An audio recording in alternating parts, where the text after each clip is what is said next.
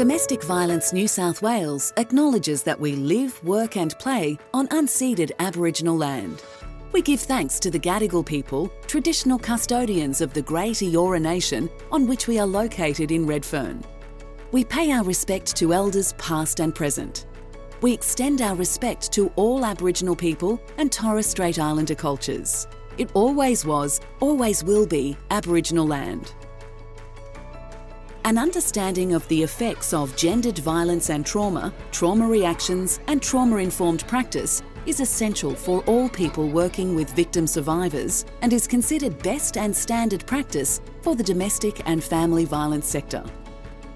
You can use the Domestic Violence New South Wales Good Practice Guidelines to ensure alignment with domestic and family violence and trauma-informed policy and practice.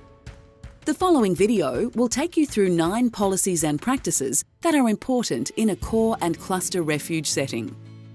Your service will likely implement more policies and practices, but here are a few to get you started.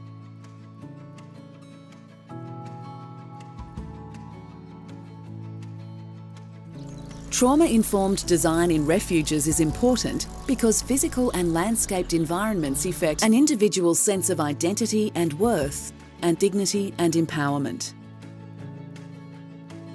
Physical environment also has an impact on attitude, mood and emotional state, and it can help people resist re-traumatisation and rebuild connection.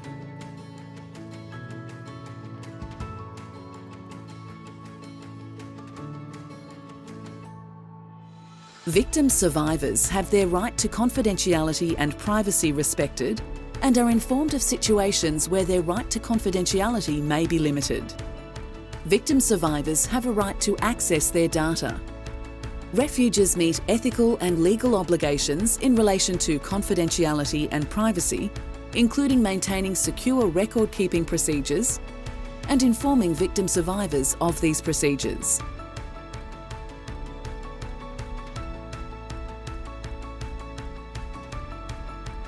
Refuges have comprehensive domestic and family violence risk assessment and safety planning processes to identify potential safety risks posed by the perpetrator of violence and to assess the safety needs of victim survivors, including children, as clients in their own right.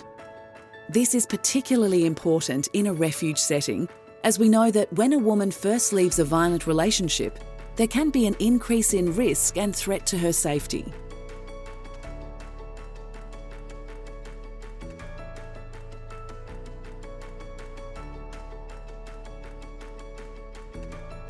Children and young people who have been exposed to or experienced domestic and family violence should be treated as victim survivors in their own right.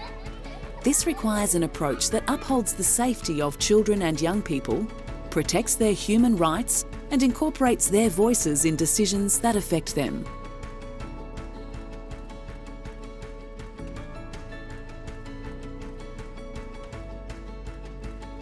Culture plays a significant role in recovery from traumatic experiences.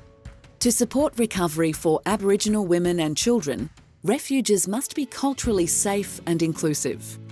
Cultural safety goes beyond cultural awareness or cultural competence. It requires refuges and practitioners to reflect and consider their own position of power and the impacts these have on professional practice.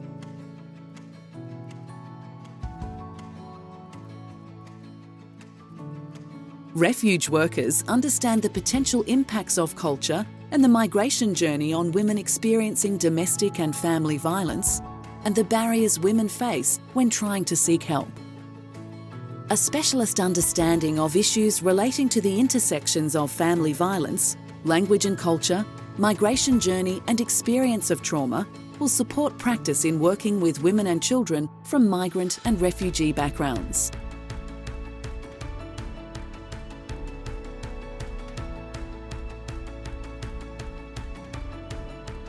Accessibility isn't just about physical modifications.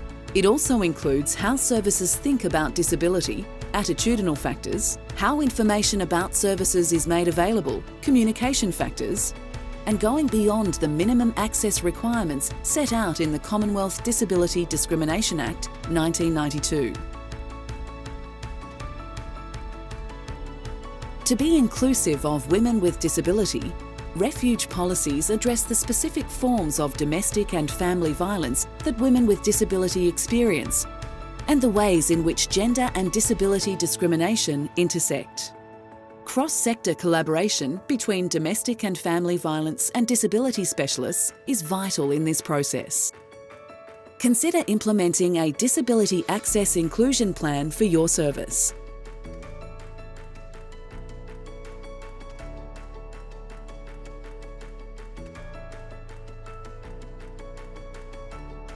Refuge staff align their practice with the Domestic Violence New South Wales Good Practice Guidelines. This is made easy with guidelines for individual practitioners to align their practice with every principle. There are also guidelines for Refuge management to align all aspects of service delivery and governance.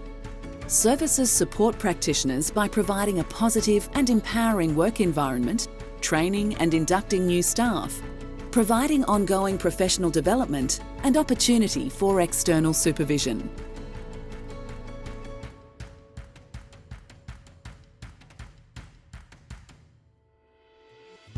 Refuges have strong governance which delivers sustainable, accountable, transparent and responsive services, in addition to ensuring legislative, regulatory and funding compliance.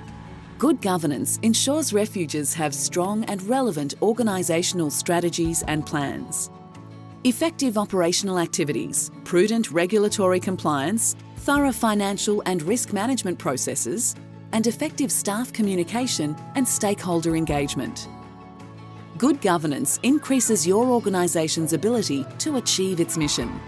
This leads to better outcomes for women and children.